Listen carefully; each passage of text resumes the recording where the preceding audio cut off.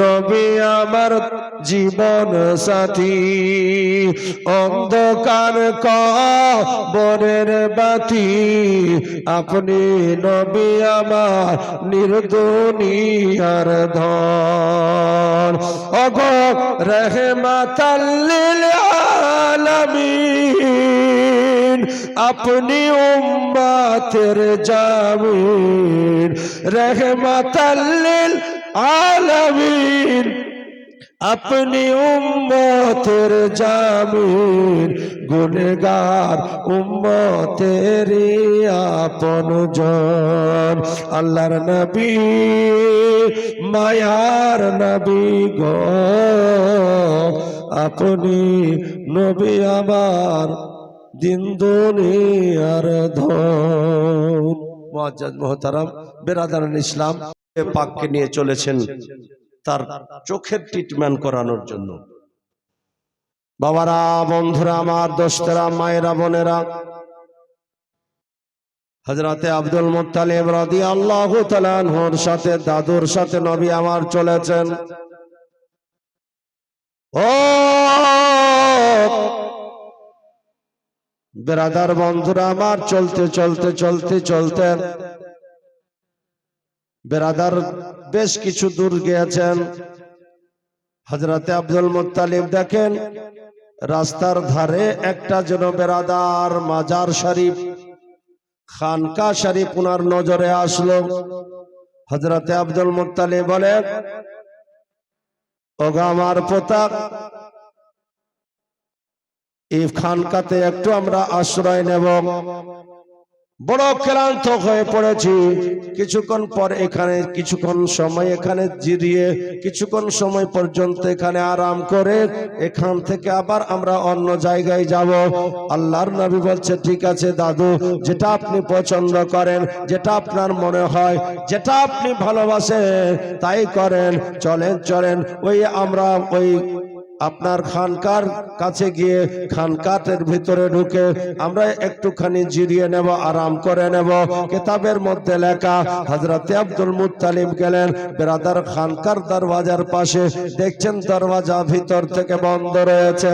হযরতে Abdul Muttalib রাসূলের পাককে দাঁড় করে আল্লাহর নবীর দাদু যান বেরাদার চলে গেলেন দরওয়াজার নিকটে। বেরাদার দরওয়াজায় একটু আওয়াজ দিলেন, ভিতর থেকে আওয়াজ আসলো, কে গো? বেরাদার বন্ধুরা আমার, আব্দুল মুত্তালিব বলেন, আমরা মুসাফির, আমরা এসেছি মক্কা নগর থেকে, বানি কুরাইশের, কুরাইশ বংশ থেকে। আমি হলাম কুরাইশ বংশের সর্দার, খানায় কাবার মতওয়ালি, নাম আমার আব্দুল মুত্তালিব। বেরাদার বন্ধুরা আমার, খানকার লোকটা বুঝতে পেরেছে ইনি একজন বুজুর্গ মানুষ, একজন মাননীয় গণ্য মানুষ, একজন সম্মানীয় মানুষ। বলছেন, আব্দুল মুত্তালিব, ওগো মক্কার সর্দার, কুরাইশের সর্দার, আপনি কি একা আছেন না আপনার সঙ্গে আরো কেউ আছে? বেরাদার বন্ধুরা আমার, আল্লাহর নবীর দাদু জান বলল, আমার সঙ্গে আমার ইয়তিম পোতা দয়া নবী রয়েছে। জোরে বলুন সুবহানাল্লাহ। ও বাবারা, বন্ধুরা আমার, কিতাবের মধ্যে লেখা, ওই বেরাদার খানকার মালিক, বেরাদার খানকার যিনি আপনার মতওয়ালি, খানকার ভিতরে যার সঙ্গে কথা হচ্ছে, উনি খানকার দরওয়াজা খুললেন। দরওয়াজা খোলার সাথে সাথে বেরাদার এক নজর তাদেরকে দেখাচ্ছে, এক নজর দেখার পরে আর আবার খানকার দরজাটা বন্ধ করে দিয়েছে। আব্দুল মুত্তালিব টেনশনে পড়ে গেলেন, লোকটা যদি দরওয়াজা না খুলতো, আমার সঙ্গে কথা না বলে দরওয়াজা না খুলে যদি চুপ করে থাকতো, আমরা কিছুক্ষণ এখানে দাঁড়িয়ে অপেক্ষা করে এখান থেকে চলে যেতাম। কিন্তু কথা ভিতর থেকে বলল, আমাদের আমাদের আমাদের জন্য দরওয়াজাও খুললো, আর দরওয়াজা খোলার সাথে সাথে আবার দরজা বন্ধ করে কেন চলে গেল? বেরাদার বন্ধুরা আমার, ওনার টেনশন হচ্ছে আর সাথে সাথে রাগও হচ্ছে। দরজা যদি না খুলতে কোনো ব্যাপার ছিল না, দরজা খুলে আমাদেরকে এক নজর দেখে ভিতরে চলে গেল কেন? বেরাদার অনেকক্ষণ চিন্তা ভাবনা করার পরে হযরতে আব্দুল মুত্তালিব আবার আওয়াজ দিলেন, ও ভাই, ও খানকার মালিক, আমাদের জন্য দরজা খুলে আবার দরজা বন্ধ করলে কেন? বেরাদার খান খানকার মালিক কোনো জবাব দেয় না, কারণ খানকার মালিক যিনি ছিলেন ও খানকার দেখভাল করনেওয়ালা যিনি ছিলেন, মতওয়ালি যিনি ছিলেন, বেরাদার বন্ধুরা আমার, উনি কাজায়ে হাজাতে চলে গেছেন। বেরাদার ভালো করে পরিষ্কার পরিচ্ছন্ন হয়ে গোসল করে তাজা টাটকা ওযু করে আবার কাপড় পরিধান করে বেরাদার নতুন করে বেরাদার আতর গোলাপ সুন্দর করে লাগিয়ে এসেছে দরওয়াজার কাছে। দরওয়াজা খুলেছে, হযরতে আব্দুল মুত্তালিব দরওয়াজায় ঢুকছেন না, বলছে আয় ভাই, যদি তোমার এতই বড় আমাদের সাথে শত্রুতা ছিল, যদি আমাদেরকে তুমি ঘরে ঢুকতে না দিতে চাইতে আমরা চলে যেতাম, তুমি ভিতর থেকে বললে, কিন্তু আমাদের জন্য দরজা খুললে, আর খোলার পরে আবার দরওয়াজার বন্ধ করে দিলে, কারণ কি? হযরতে আব্দুল মুত্তালিবকে লোকটা বলেছিল, হুজুর যা কথা হবে আপনি ভিতরে আসুন, একটু বসুন, নিশ্চয়ই আমি আপনার সঙ্গে আলাপ আলোচনা করব, সব তথ্য আপনাকে শোনাবো। জোরে বলুন সুবহানাল্লাহ। ও বাবারা, বন্ধুরা আমার, কিতাবের মধ্যে লেখা আছে হযরতে আব্দুল মুত্তালিব আপনার আমার নবীকে নিয়ে বেরাদার খানকার মধ্যে প্রবেশ করলেন।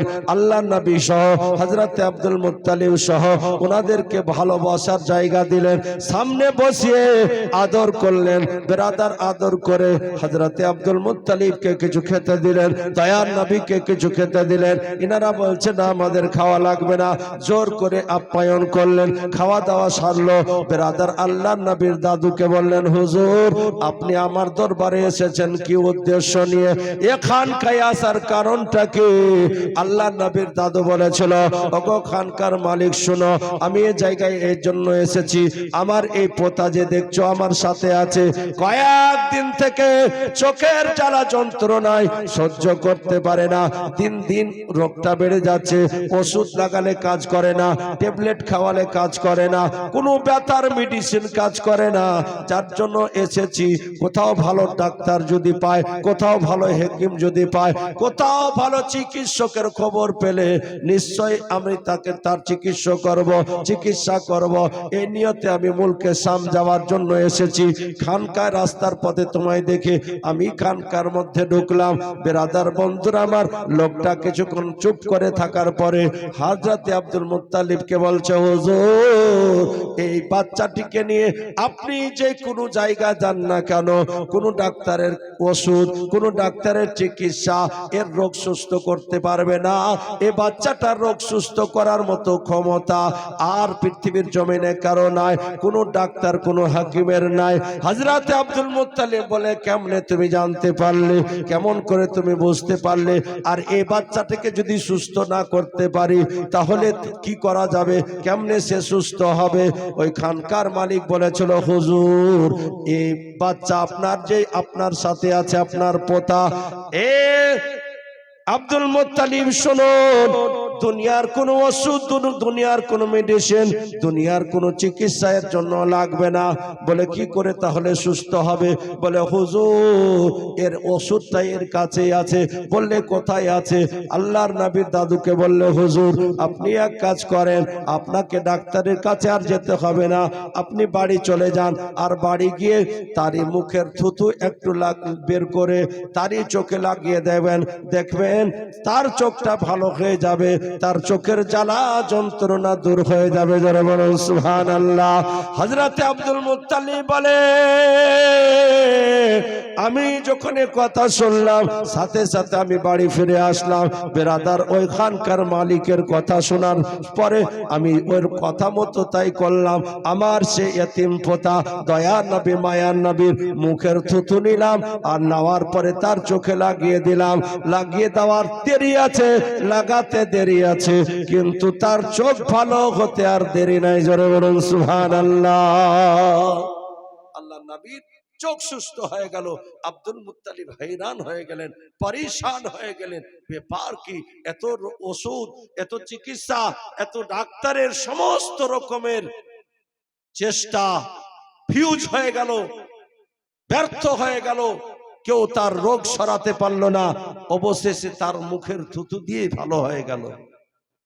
বেরাদার শুধু এটাই নয়, আপনারা আরো শুনেছেন হযরতে মওলায়ে কায়নাত ফাতেহে খাইবার, খাইবারের প্রান্তরে যুদ্ধ চলাকালীন হযরতে আলীর চোখে যন্ত্রণা শুরু হয়েছে, চোখে ভীষণ হারে জ্বালা। হযরতে আলী কাররামুল্লাহ ওয়াজহুল করিম চোখ নিয়ে যুদ্ধের ময়দানে আসতে পারেনি। একদিন লড়াই হয়েছে, কোন রকমের হার জিত হয়নি। দ্বিতীয় দিন লড়াই হয়েছে, না মুসলমানের জয় না কাফিরের জয়। দ্বিতীয় দিন ওই যুদ্ধ ওরকম ভাবে বন্ধ আছে। আল্লাহর নবী পরেশান আছেন, 2 দিন ধরে যুদ্ধ, কারোই জয় হচ্ছে না, মুসলমানও জিততে পারছে না, দুশমনেরাও জিততে পারছে না। করি তো করি কি? আল্লাহর নবী ময়দানের মধ্যেই এলান করে দিলেন, আগামী কাল এমন এক যোদ্ধার হাতে আমি খাইবারের পতাকা তুলে দেব, যার ফলে আল্লাহ পাক আমাদের মুসলমানদেরকে বিজয় লাভ করবে। জোরে বলুন সুবহানাল্লাহ, একটু মহব্বতে বলুন সুবহানাল্লাহ। হযরতে আলী বেরাদার সমস্ত সাহাবারা সেই রাত্রি বড় উদাসের সাথে কাটিয়েছে, কারণ নবী বলেছিলেন যে খাইবারের যুদ্ধ ওই পতাকা এমন একজন ব্যক্তির হাতে দেব, যার কারণে যুদ্ধে আমাদের জয় হবে। সাথে সাথে আমি রাসূল বলে যাচ্ছি, যে লোকটার হাতে আমি পতাকা দেব, ওই লোকটাকে আল্লাহর নবী অত্যন্ত ভালোবাসে, সেই ব্যক্তিটা আল্লাহ এবং আল্লাহর রাসূলের প্রিয়। জোরে বলুন সুবহানাল্লাহ। সাহাবারা কথাটা শুনে বড় বেচাইন আছে, বেকরার আছে, চিন্তিত আছে, না জানি কার নসিব এত সুন্দর যে আগামীকাল তার হাতে ইসলামের পতাকা দেওয়া হবে, যার কথা রসুলে পাক বলে দিয়েছে, রসুল তাকে ভালোবাসে, আল্লাহ তাকে ভালোবাসে, এমন ব্যক্তি কে হতে পারে? সাহাবারা বড় বেচাইনের সঙ্গে রাত পার করছে। সকাল হলো, ফজরের নামাজের পরে আল্লাহর নবী সাহাবীদেরকে বলছে, তোমরা সবাই কাতারবদ্ধ হয়ে দাঁড়িয়ে যাও, লাইনবদ্ধ হয়ে দাঁড়িয়ে যাও। আল্লাহর নবীর কথায় সমস্ত যোদ্ধারা, বীর সেনারা যারা যুদ্ধ করতে গেছে, সকলেই লাইন ধরে দাঁড়িয়ে গেছে। আল্লাহর নবী ইসলামের পতাকা, ইসলামী পতাকা হাতে নিয়ে এক লাইনের কোণা থেকে আর এক লাইন বেরাদার এক প্রান্তরে গেলেন, এক কোণায় গেলেন। প্রত্যেকের চেহারার দিকে তাকিয়ে তাকিয়ে নবী দেখছেন, কিন্তু পতাকা কারো হাতে দেওয়া হয় না। সবাইকে দেখে দেখে রসুল পার করে গেলেন। বাবারা, বন্ধুরা আমার, নবী আমার সকল সাহাবীদের চেহারাগুলো দেখছেন, এগিয়ে যাচ্ছেন, এক দু করে করে সমস্ত সাহাবীদেরকে দেখলেন। বেরাদার কারো হাতে পতাকা দেওয়া হলো না। আল্লাহ নবী অবশেষে লাইনের এক প্রান্তরে গিয়ে আল্লাহ নবী বলছে, আইনা আলী ইবনে আবি তালিব, ওরে বলো তো, আমি লাইনে সবাইকে দেখতে পাচ্ছি, কাতারের মধ্যে সবাইকে দেখতে পাচ্ছি, দলে সবাই হাজির আছে, কিন্তু আমি আলীকে যে দেখতে পাচ্ছি না। আইনা আলী ইবনে তালিব, আলী ইবনে আবি তালিব, আবু তালিবের ছেলে আলী কোথায় গিয়েছে? বেরাদার সাহাবারা বলল, হুজুর, যে আলীকে আপনি খোঁজ করছেন সে আলী হলেন অসুস্থ, তার চোখের যন্ত্রণায় সে সহ্য করতে পারে না, চোখ খুলতে পারে না, এত বিষ, এত বেদনা। আল্লাহ নবী বলছে, ডাক দাও আলীকে। আল্লাহ নবীর সামনে আলীকে আনা হলো। বেরাদার আল্লাহ নবী বলছে, আলী রে কি হয়েছে? বলে, হুজুর, চোখের জ্বালা সহ্য করতে পারি না, চোখ খুলে কিছু তাকাতে পারছি না, দেখতে পারছি না, এত ব্যথা, এত যন্ত্রণা। আল্লাহ নবী বলছেন, আমার সামনে আসো। হযরত আলী চোখ বন্ধ করে নবীর সামনে আসলেন। আল্লাহ নবী নিজের মুখ থেকে বেরাদার হাতে শাহাদাত আঙ্গুলে বেরাদার একটু থুতু বের করলেন। বেরাদার বের করার সাথে সাথে আল্লাহ নবী হযরত আলীর চোখে লাগিয়ে দিলেন। লাগাতে দেরি হযরত আলী চোখ খুলে বলছেন, আকা ইয়া রাসূলুল্লাহ, আমার চোখ যেন ভালো হয়ে গেছে। পৃথিবীতে আজ পর্যন্ত এমন মেডিসিন হয়েছে যে খাবেন আর সাথে সাথে সব রোগ দূর হয়ে যাবে। হযরত আলী বলেন, আমার চোখের ব্যারাম, চোখের অসুখ, চোখের জ্বালা যন্ত্রণা আজও গেছে তো কালো গেছে। যেদিন রাসূলুল্লাহর চোখের থুতু আমার চোখে লেগেছে, রাসূলুল্লাহর মুখের থুতু যেদিন আমার চোখে লাগানো হয়েছে, যেদিন লেগেছে, সেদিন থেকে শুরু করে হযরত আলী বলে আমি যতদিন বেঁচে ছিলাম আমার অন্য রোগ তো হয়েছে, অন্য অসুখ তো আমাকে ধরেছে, কিন্তু চোখের রোগ আমার আর হয়নি, চোখে কোনোদিন জ্বালা যন্ত্রণা হয়নি। জোরে বলুন সুবহানাল্লাহ। আল্লাহুম্মা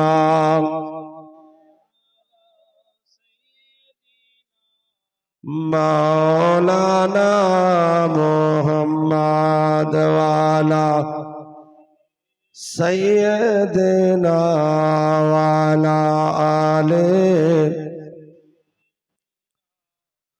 মাওলানা মুহাম্মদ সাল্লাল্লাহু আলা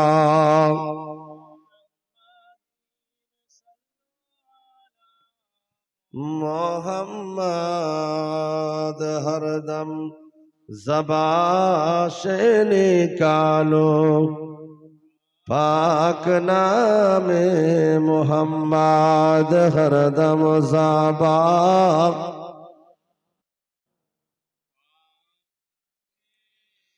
मोहम्मद अल्लाहर नबी नूरेर नबी गो अपनी नबी आमार जीवनेर जीवन। बोलुन सुबहानाल्लाह। একটু মহব্বতে বলুন। হবে গজলটা হবে? হবে? সবাই শুনতে চাচ্ছেন তো? কে কে শুনবেন না একটু হাত তুলে। মাশাআল্লাহ, সবাই শুনবে, যার জন্য আপনারা হাত তুলে। আচ্ছা, কে কে শুনবেন মহব্বতে হাত তুলে বলুন তো ইয়া রাসূলুল্লাহ। যতজন হাত তুলেছেন বেরাদার 500 করে টাকা দেন তো মসজিদের জন্য। 500 করে টাকা দেন, বেশি নাই, 1000 2000 চাইলাম না, 5000ও চাইলাম না, খুব সীমিত একদিনের রোজগার। ভাই সাহেব আপনি অল্পতে সেরে নিলেন, আমি নিচের লোকগুলো চেয়েছি, আপনারা তো চেয়ারম্যান, এরা জমিনদার যারা আছে। সুবহানাল্লাহ। আচ্ছা যাই হোক, আবার আর দিবেন, হাজী সাহেব দিতে থাকবেন ইনশাআল্লাহ। নারে তাকবীর, নারে রিসালাত। হাজী সাহেব 500 টাকা নগদ দান, জোরে বলুন জিন্দাবাদ। সুবহানাল্লাহ। আচ্ছা ভাই, আপনাদের মধ্যে 500 টাকা পারবেন না কেউ? চট করে দেন, নাতটা শোনাবো ইনশাআল্লাহ। বহু নাত আছে, নাত পড়ার সময় নেই, আগের মতো নাত আর পড়ছি না, কারণ আওয়াজ সাথ দিচ্ছে না, যার জন্য ইনশাআল্লাহ আপনাদের মন ভরে শোনাবো। যেমন চাইবেন, যেমন ক্যাটাগরির গজল চাইবেন আছে ইনশাআল্লাহ। বাংলা বলেন, হিন্দি বলেন, ভোজপুরি বলেন, ইংরেজি বলেন, আরবি বলেন, সব রকমের গজল বেরাদার আজ দুনিয়াতে আছে, উঠেছে বেরাদার, ইনশাআল্লাহ আপনাদের শোনাবো। বেরাদার পারবেন না কেউ একজন, কোনো ব্যক্তি 500 টাকা দিতে পারবেন না? সবাই না হলে 500 টাকা একজন কেউ দেন। হাজী সাহেব যখন দিয়েছেন, আপনাদের নিচ থেকে কোনো একজন ব্যক্তি 500 টাকা, বেশি চাইনি তো, 5000 10,000 চাইলে না হয় একটু আপনারা ভয় করতেন। 500 টাকা, এখন তো 500 টাকা। হ্যাঁ, মসজিদে সুবহানাল্লাহ, নারে তাকবীর। মসজিদের পুরাতন মোড়ল সাহেব উনি বলছেন আমি 500 টাকা দেবো। মোলানা সকলে বলুন জিন্দাবাদ, জিন্দাবাদ। সুবহানাল্লাহ। আল্লাহ পাক যেন দানকে কবুল করে, জায়েজ আশা পূরণ করে। তো সব তো উপরে হলো, হাজী সাহেব উপরে, বেরাদার মোড়ল সাহেব উপরে, আপনারা একজন ব্যক্তি সুবহানাল্লাহ টাকা দিতে পারবেন না? সুবহানাল্লাহ। 500 টাকা দেন না ভাই।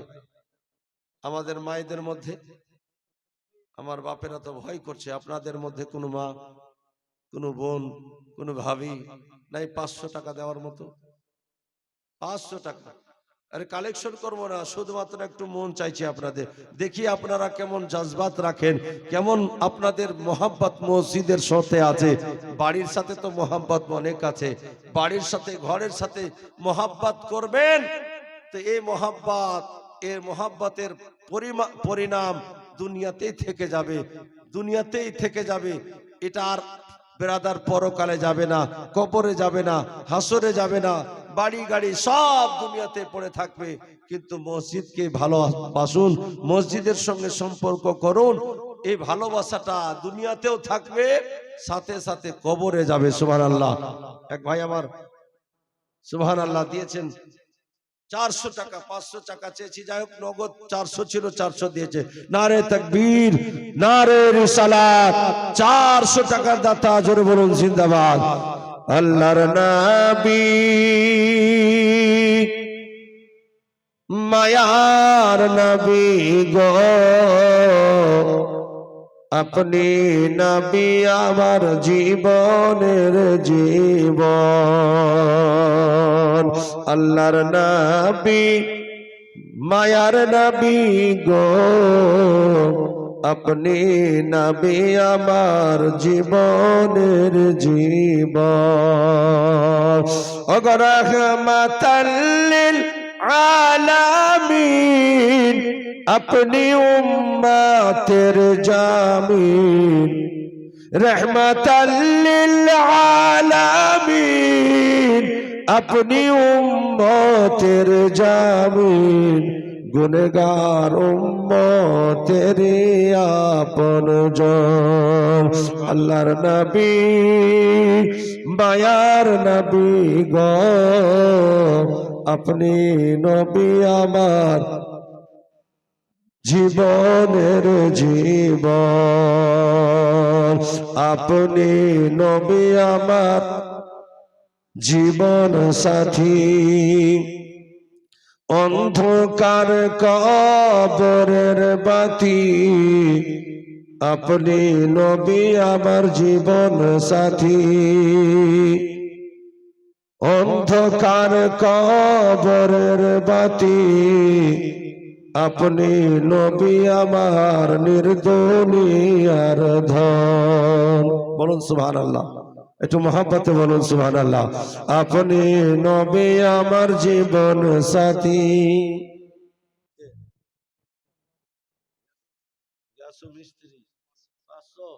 সুবহানাল্লাহ।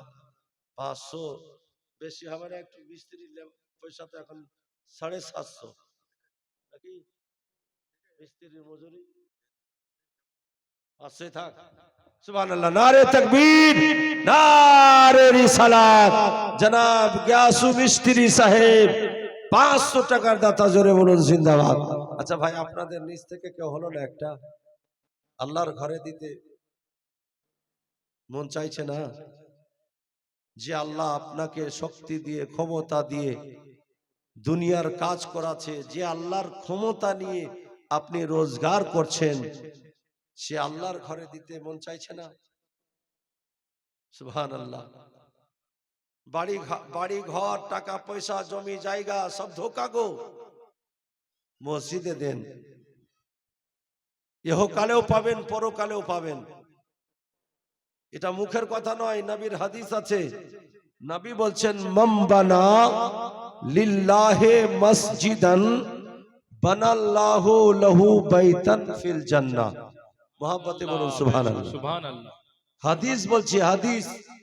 নবী বলছেন, যে ব্যক্তি,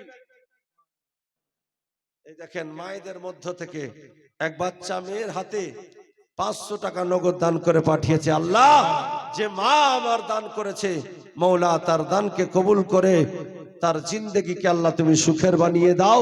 সাথে সাথে আল্লাহ তার কবর, হাসর, পুলসেরাত সকল জায়গাতে আল্লাহ তার জন্য তুমি খাস দয়া তার উপরে করিও, তাকে জান্নাত নসিব করিও। সকলে পড়ুন আমিন। মহাব্বতে বলুন আমিন। বেরাদার বন্ধুরা আমার, বলতেছিলাম নবী বলছে, যারা দুনিয়ার মাটিতে মসজিদ বানালো, তারা নিজের ঘর জান্নাতের মধ্যে তৈরি করে নিল, জান্নাতের মধ্যে নিজের বাড়ি বানিয়ে নিল। তো আপনি কি চান না জান্নাতের মধ্যে নিজের ঘর তৈরি করতে? সুবহানাল্লাহ। দেখেন, বললাম না, উনি একটু আগে বলছে আরো দেব। গিয়াসু মিস্ত্রি সাহেব 500 টাকা আগে দিলেন, আবার বাপ মায়ের নামে 500। নারে তাকবীর, নারে রিসালাত। 500 টাকার দাতা জনাব গিয়াসু মিস্ত্রি সাহেব।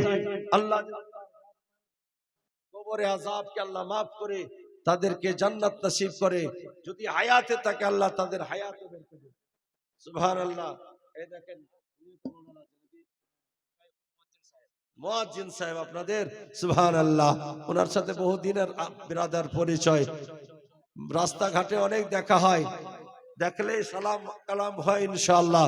এই দেখেন আমাদের মসজিদের মুয়াজ্জিন সাহেব কাইফুল ভাই দিলেন 500 টাকা, 100 নগদ, 400 বাকি, আল্লাহ যেন কবুল করে। হারুন সাহেব 500 টাকা। নারে তাকবীর, নারে রিসালাত। আচ্ছা চটচট করে বলে দেন, 500 যখন চেয়েছি সবাই যদি 500 করে দিয়ে দেন তাহলে তো হয়ে যায়। 500 করে দিন। যদি না থাকে, মসজিদের কাজ চলছে আপনাদের দেখলাম অনেকদিন আগে, কিন্তু এদিকে ঢুকেছি। এই দেখেন, নারে তাকবীর, নারে রিসালাত। হাজী সাহেব নিজে দিয়েছেন 500 এবং হাজী সাহেব নির নামে উনি আবার নগদ 500 টাকা দিলেন। আল্লাহ এ দানকে কবুল করো এবং হাজী সাহেবনি উভয়কে আল্লাহ সুস্থ রাখো, যতদিন হায়াতে থাকে আল্লাহ এদেরকে মওলা ঈমানের শহীদ রাখো এবং তার আহলে খানদান যারা কবরে চলে গেছে, বাপ মা সকলকে আল্লাহ জান্নাত নসিব করো। সকলে বলুন আমিন, মহব্বতে বলুন আমিন। বিরাদার 500 করে টাকা নাই। মায়ে একজন, মায়ে কোন মা একজন পাঠিয়েছেন 500 টাকা। এখানে তো অনেকগুলো মা আছেন, আমার বাবাদের চাইতেও বেশি আপনারা সংখ্যায় আছেন। যদি এখন না থাকে, হতেই পারে আপনাদের কাছে টাকা নাই, বাড়ি থেকে নিয়ে আসতে ভুলে গেছেন, কিংবা বাড়িতেও নাই। মা, এটা আমরা ভুলি না, প্রতি মাসে মাসে আপনারা কিন্তু 1000 করে টাকা পান। লক্ষ্মী ভান্ডার থেকে 1000 করে দেওয়া হয়, ওইটা থেকে 500 টাকা আপনি আল্লাহর ঘরে দেন। মা, লক্ষ্মী ভান্ডারের টাকা আপনার ছেলে, আপনার মেয়ে, আপনার পরিবার, নিজে আপনি সহ খাবেন, খরচ করবেন, শেষ হয়ে যাবে, কোনো লাভ হবে না। 500 টাকা যদি দিয়ে মসজিদে জমা রাখতে পারেন, নবী বলছেন as-সাদকাতু রুদ্দুল বালা, দান করলে বালা মুসিবত দূর হবে। শুধু এটাই শেষ নয়, নবী জানিয়ে দিয়েছেন যারা দান করবে, যারা মসজিদে দান করবে, বিশেষ করে এই দানটা তাদের জন্য সাদকায়ে জারিয়া হবে। জোরে বলুন সুবহানাল্লাহ। তো মসজিদ আল্লাহর ঘর, আল্লাহর ঘরে দান করুন। যতদিন আপনি বেঁচে থাকবেন নেকি পেতে থাকবেন, নেকি বন্ধ হবে না। কবরে চলে যাবেন তবুও নেকি পেতে থাকবেন, নেকির বেরাদার বন্ধ হবে না, কারণ এটা সাদকায়ে জারিয়া, কিয়ামত পর্যন্ত নেকি পাওয়ার জায়গা। আপনাদের বলবো 500 টাকা মা, আর 10 জন মা 500 করে টাকা কারো হাতে, কোনো ছোট বাচ্চা মেয়ের হাতে হোক, বাচ্চা ছেলের হাতে হোক, কিংবা আপনারাই কমিটির কোনো মানুষ, কোনো ভলেন্টিয়ার্স, আমার ভাইদের বলবো মায়েদের দিকে একটু খাতা নিয়ে যান। তারা তো আসতে পারবে না, নিশ্চয়ই তারা দানটা লিখিয়ে দেবে। তারা লেখাবে, আপনি আমাকে এসে বলবেন, ইনশাআল্লাহ তাদের জন্য দোয়া করব, খাস করে দোয়া করব। বিশেষ করে আমাদের একজন মুসাফির মুফতি সাহেব কিবলা, উনি বহিরাগত থেকে দূর থেকে এসেছেন, উনি আমাদের জন্য দোয়া করবেন ইনশাআল্লাহুল আজিজ। মাহফিলের দান দোয়া আল্লাহ পাকের দরবারে কবুল হবে এবং যে নিয়ত নিয়ে এসেছি আল্লাহ আমাদের নিয়তকে পূরণ করবে। জোরে বলুন সুবহানাল্লাহ। এই মাহফিল কত সুন্দর, রাসূল পাক সাল্লাল্লাহু আলাইহি সাল্লাম বলেন, নারে তাকবীর, একটু জোরে বলো নারে তাকবীর, আরো জোরে নারে তাকবীর। 786 90